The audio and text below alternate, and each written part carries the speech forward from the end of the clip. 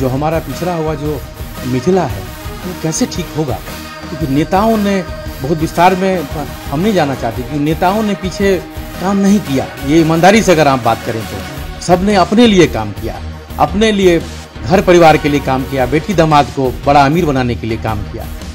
तो इस वजह से मिथिला जो है कमज़ोर रहा, बिहार जो है कमज़ोर रहा। यही सबसे प्रभावित होते हुए मैंने कहा कि भाजपा में रह के मैं पूरा काम नहीं कर पाऊँगा अपने आप को, इस चीज़ को मैं अपने आप को जो मेरा जो यूटिलाइज नहीं कर पाऊँगा अपनी क्षमता को। तो मेरे लिए एकमात्र लोजपा ही है, रामविलास जो पार्टी है, उसमें ही मैं अपनी मेरी जो उपयोगिता है पार्टी हमारी कर सकती है। बगैर मिथिला राज्य बने मिथिलांचल का विकास संभव नहीं। यहाँ तो आपने देखा होगा कि मिथिला विकास बोर्ड की जो मांग है बहुत दिनों से चलती आ रही है, मिथिला राज्य की जो मांग है, तो माननीय अटल बिहारी वाजपेयी जो प्रधानमंत्री थे तो उनके समय में जो मैथिली को अष्टम अनुसूची में रखा गया उन्हीं की देन है। उन्होंने अलग अलग राज्य भी बनाए।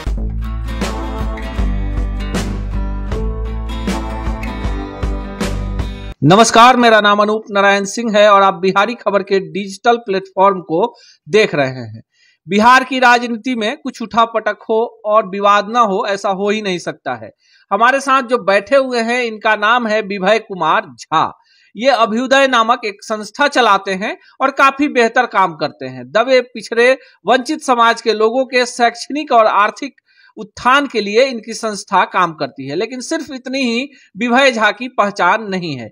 इनके पिताजी विनोद नारायण झा भाजपा के विधायक हैं और पिछली सरकार में मंत्री भी थे। विभय झा पिता के राजनीतिक विरासत को आगे ले जाने के लिए काफी बेहतर विकल्प के तौर पर भी हैं, लेकिन अब चर्चा में इसलिए है कि पिताजी भाजपा के विधायक हैं और विभय झा ने लोजपा रामविलास का दामन थाम लिया है। क्यों थामा है, क्या कुछ सोच है? राजनीति में पिता पुत्र दोनों दो दल में हैं, तो इसको लेकर भी कई सारे कयास लगाए जा रहे हैं। कई सारे सवाल हैं जिनके जवाब हम इस इंटरव्यू में तलाशेंगे विभय कुमार झा से। सबसे पहले सर आपका स्वागत है। बहुत धन्यवाद। पहला सवाल कि लोजपा रामविलास को ही आपने क्यों चुना? देखिए, उनका चिराग जी का जो हमारे राष्ट्रीय अध्यक्ष जी हैं, उनका जो बिहारी फर्स्ट और बिहार फर्स्ट जो उनका मुहिम है, उससे मैं कई वर्षों से उनसे प्रभावित था कि उनका जो विज़न है बिहार के ऊपर, उसके ऊपर जो उनका काम करने का जो उनका विज़न है और पूरे युवाओं को लेके साथ चलने का जो उनका एक स्ट्रेटेजी है, उससे मैं काफ़ी प्रभावित था। उसी को लेके काफ़ी उनके साथ एक दो बार जो है हम लोग बैठे, तो उससे प्रभावित होकर मैंने कहा कि बिहार में काम करना है, तो युवाओं के साथ पूरा जोश खरोश के साथ और बिहारी फर्स्ट की मुहिम को लेकर ही मैंने यहाँ ज्वाइन किया। एक बड़ा सवाल ये भी उठता है कि पिताजी आपके लगातार बिहार के जो एक खास तरह के मिजाज के राजनेता समझे जाते हैं, जनसंघी राजनेता हैं, उस पीढ़ी के नेता हैं। पिछली बार जब आपके पिताजी अपने विधानसभा क्षेत्र से चुनाव हार गए थे तो उनकी वरिष्ठता को देखते हुए भाजपा ने विधान पार्षद बनाया, मंत्री बनाया। फिर 2020 में आपके पिताजी चुनाव जीत गए, तो जो घर है वो जनसंघ का या भाजपामय है। ऐसे में आपको क्या लगता था कि भाजपा में आप आगे नहीं जा सकते थे? देखिए, ऐसा नहीं है। दरअसल यहाँ बहुत सारे जो पॉलिटिशियन के जो बच्चे हैं वो सब पिताजी के भरोसे ही रहना चाहते हैं।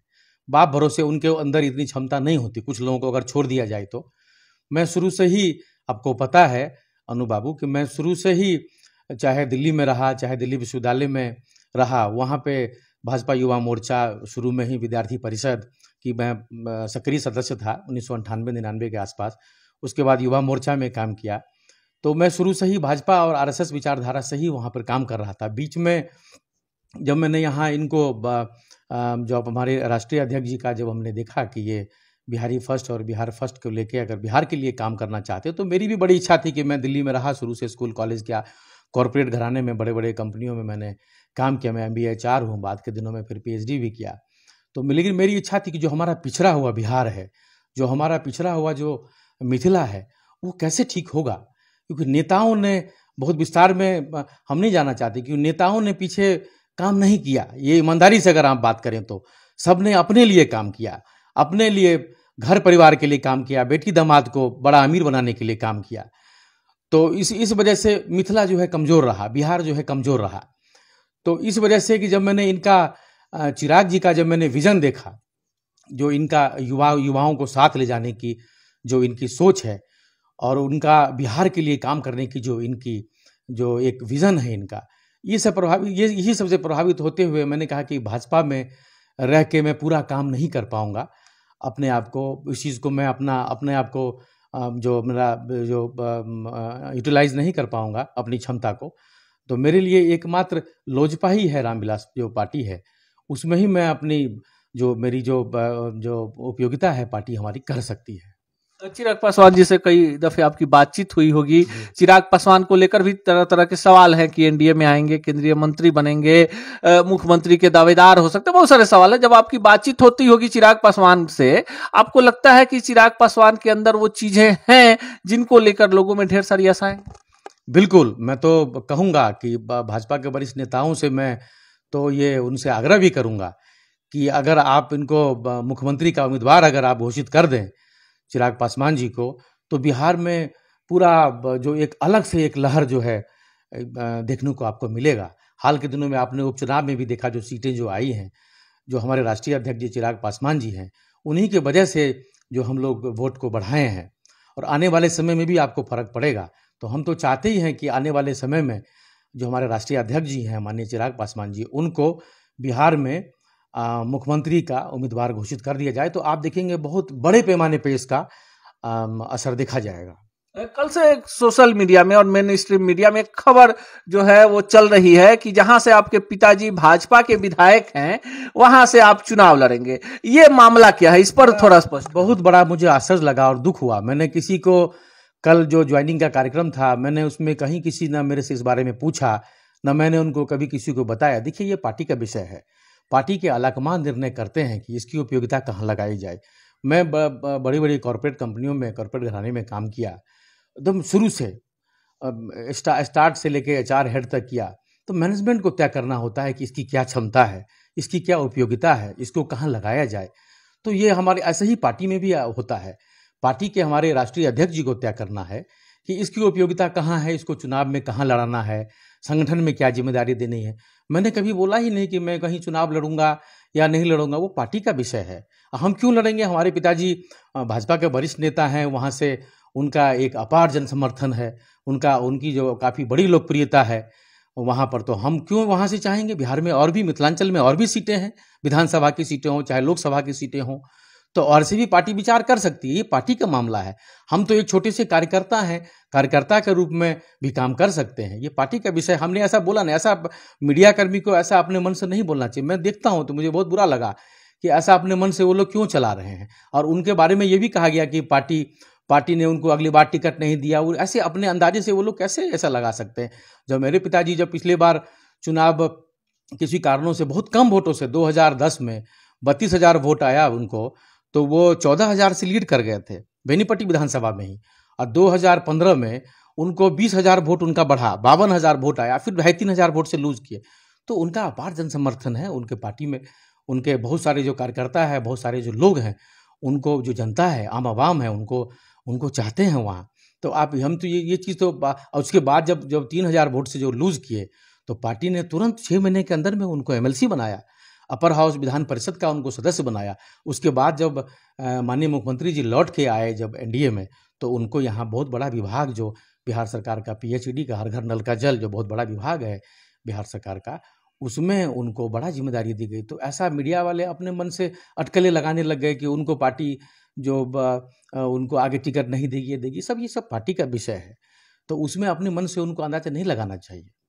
चलिए, एक भ्रम की स्थिति है सोशल मीडिया पर आजकल, काट कर छांट कर ऐसी चीजों को दिखाया जाता है जो लोगों का मनोरंजन करे, पर खबर की सच्चाई जो होती है, जो तलखी होती है, उसे आम जनमानस को जानना चाहिए। विभय झा और इनके पिताजी के बीच काफी मधुर संबंध है, पिता पुत्र है, तो कहीं ना कहीं इस पर कोई कयास नहीं है। पिताजी की अपनी राजनीतिक विचारधारा है कि भाजपा में है, संप्रति विधायक हैं, लंबे अरसे से चुनाव जीत रहे हैं, चुनाव हारने के बावजूद, अब इसी से लोकप्रियता का अंदाजा लगाया जा सकता है कि चुनाव हारने के बावजूद विधान पार्षद बनाए जाते हैं और एक बड़ा पोर्टफोलियो वाला विभाग उन्हें दे दिया जाता है। दूसरी तरफ विभय झा जी और जानना चाहेंगे कि जब आप अब लोजपा में आ गए, चिराग पासवान के विचारधारा से प्रभावित हो गए, बिहार और बिहारियों को आगे ले जाने वाले मुहिम से जुड़ गए हैं, मिथिला का विकास कैसे होगा? चूंकि आपकी जो राजनीतिक जमीन है वो मिथिला में।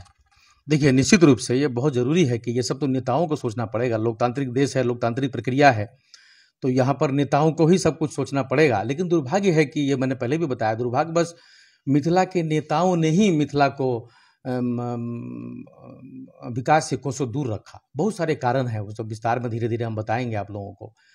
तो ये सब तो निश्चित रूप से जो वहाँ पर जो पॉलिटिशियन हैं, जो वहाँ चुनाव जीत के आते हैं, जो जनप्रतिनिधि हैं, उन्हीं को सोचना पड़ेगा। वही लोग कैसे, जिनका बहुत बड़ा नेटवर्क, जैसे हम लोग दिल्ली विश्वविद्यालय में पढ़े, मैनेजमेंट किए, बहुत सारा कंपनी में हम लोग जॉब किए, तो हम तो निश्चित रूप से अगर हमको कोई बड़ी जिम्मेदारी अगर मिलेगी और हमको अगर ऐसा मौका मिलेगा तो हम तो इन्वेस्टिगेट, सब कुछ सरकार के भरोसे ही नहीं किया जा सकता। एक बहुत बड़ा स्टेट होता है, हर जगह अलग अलग तौर तरीका होता है, ज़मीनें होती हैं मुहैया कराना, बहुत सारा लॉ एंड ऑर्डर है, बहुत तरह की चीज़ें हैं। तो बहुत सारा, तो इसमें यहाँ पर क्या है कि जो बहुत सारी निजी कंपनियां भी तो काम कर सकती हैं अलग अलग। आप पंजाब देखिए, राजस्थान देखिए, हरियाणा देखिए, आप महाराष्ट्र, गुजरात देखिए, बहुत सारी जो हिंदुस्तान की जो बड़ी बड़ी निजी कंपनियां हैं, जो प्राइवेट कंपनी, वो सब भी तो निवेश कर सकते हैं, वो सब भी तो लाया जा सकता है। उनको अच्छा इंफ्रास्ट्रक्चर चाहिए, उनको लॉ एंड ऑर्डर की समस्या दिक्कत ना, उनको अच्छा से उनको यहाँ पर एक लगे कि हम बिहार जा रहे हैं, हम तो 2 पैसा लोग कमाने के लिए, प्रॉफिट करने के लिए ये बड़ा इंफ्रास्ट्रक्चर सेटअप डालते हैं। तो हम लोग ये प्रयास करेंगे कि वहाँ पर एक बहुत अच्छा सारा व्यवस्था लगे, उसमें सरकार का जो भी सहयोग होगा तो वो सब सरकार का सहयोग तो रहता ही है। मिथिला राज्य की जो डिमांड है, क्योंकि आप देखिए मिथिलांचल में आप राजनीति में लोजपा रामविलास में आ जाए, आपके पिताजी विधायक हों, लेकिन हमेशा आप दिल्ली जैसे महानगरों में मिथिलांचल के लोगों को एकजुट करने वाले अभियान में लगे रहे। कई ऐसे मुद्दे आए, चाहे दरभंगा एयरपोर्ट का मामला हो, एकदम सीधे एकदम फ्रंट फुट पे आके आप एकदम जन आंदोलन का एक बड़ा आगाज कर देते हैं। आपको क्या लगता है, मिथिला राज्य का जो डिमांड हो रहा है वो वाजिब है या सिर्फ राजनीति? नहीं, ये बिल्कुल वाजिब है। और ये आप ये समझ लीजिए कि बगैर मिथिला राज्य बने मिथिलांचल का विकास संभव नहीं है। यहाँ तो आपने देखा होगा कि मिथिला विकास बोर्ड की जो मांग है बहुत दिनों से चलती आ रही है, मिथिला राज्य की जो मांग है, तो माननीय अटल बिहारी वाजपेयी जब प्रधानमंत्री थे तो उनके समय में जो मैथिली को अष्टम अनुसूची में रखा गया, उन्हीं की देन है। और उन्होंने अलग अलग राज्य भी बनाए, 4 राज्य उनके समय में, बिहार भी अलग होकर झारखंड में आया, फिर मध्य प्रदेश का छत्तीसगढ़ बना, फिर इधर उत्तराखंड हुआ। तो इस तरीके से उन्होंने उनके समय में भी हुआ। तो ये तो बिल्कुल आवश्यक है कि यहाँ मिथिला, तो ठीक है, आगे हम देखेंगे कि हमारी पार्टी का क्या एजेंडा है। तो हम प्रयास करेंगे कि अपने राष्ट्रीय अध्यक्ष जी को ये हम लोग आग्रह करेंगे, उनसे अनुरोध करेंगे कि अपने आगे एजेंडा में मिथिला राज्य के लिए जो है उनके मैनिफेस्टो में डाला जाए। अब ये बिल्कुल मिथिला वासियों के लिए से बहुत बड़ा सौगात होगा कि अगर मिथिला राज्य, अगर हम लोग जो इसको उनको उसके लिए मेहनत करके एक राज्य की स्थापना हो, तभी मिथिला का विकास संभव है। गांव-गांव अगर मैं बिहार भी घूमता हूं तो देखता हूं कि मिथिला क्यों उपेक्षित है। अलग अलग मगध का एरिया देखिए आप, इधर साउथ बिहार, इधर मध्य बिहार, तो उसमें तो काफ़ी सारा काम हुआ। हालांकि ठीक है, बाद के दिनों में यहाँ एयरपोर्ट गया, वहाँ पर एम्स का निर्माण हुआ, लेकिन उससे तो ऐसे नहीं हो। वहाँ तो जो और भी बहुत कुछ करने की ज़रूरत है, जो अलग अलग लोग डिमांड करते आ रहे हैं। तो मिथिला राज्य के लिए तो हम इस शुरू से ही आंदोलन करते रहे हैं, शुरू से इसके पक्ष में है, और हम आगे भी इसके लिए हम चाहेंगे कि पार्टी के एजेंडा में अगर हो तो उसको हम लोग बढ़ चढ़ के रखेंगे। अब पार्टी के एजेंडा में अगर आगे रखने की कोशिश करेंगे। यह है विभय कुमार झा, और इन्होंने साफ स्पष्ट कर दिया है कि लोजपा रामविलास जो चिराग पासवान की पार्टी है उसमें ये इसलिए शामिल हुए हैं कि चिराग पासवान बिहार और बिहारियों के लिए बिहारी फर्स्ट, बिहार फर्स्ट अभियान चला रहे हैं। विभय झा भी अपनी संस्था के माध्यम से बिहारियों के लिए, मिथिलांचल के लिए काफी कुछ कर रहे हैं। इनके ऊपर राजनीतिक रूप से जिस तरह से आरोप प्रत्यारोप लग रहे हैं कि अपने पिताजी के खिलाफ चुनाव लड़ेंगे, यह भी इन्होंने स्पष्ट कर दिया है कि ये भ्रामक बातें हैं। इस तरह का कोई एजेंडा नहीं है। ये सिर्फ और सिर्फ बिहार के विकास के लिए और एक युवा नेतृत्व के साथ मिलकर बिहार में एक नए विकास की गाथा लिखने के लिए लोजपा रामविलास में शामिल हुए हैं। ये पार्टी को निर्धारित करना है कि इनकी भूमिका पार्टी में, संगठन में और चुनाव में क्या होगी, ये तो आने वाला वक्त ही बताएगा। मिथिला राज्य के डिमांड को भी ये वाजिब हक मानते हैं और इनका मानना है कि मिथिलांचल के विकास के लिए विशेष व्यवस्था की जरूरत है। ये आने वाला वक्त तय करेगा कि विभय झा अपने पिता के पद चिन्हों पर चलते हुए बिहार की राजनीति में कितनी बड़ी लकीर खींच पाते हैं। मिलेंगे ऐसे ही तल्ख सवालों के साथ किसी अन्य शख्सियत से, तब तक के लिए दीजिए विदा, नमस्कार।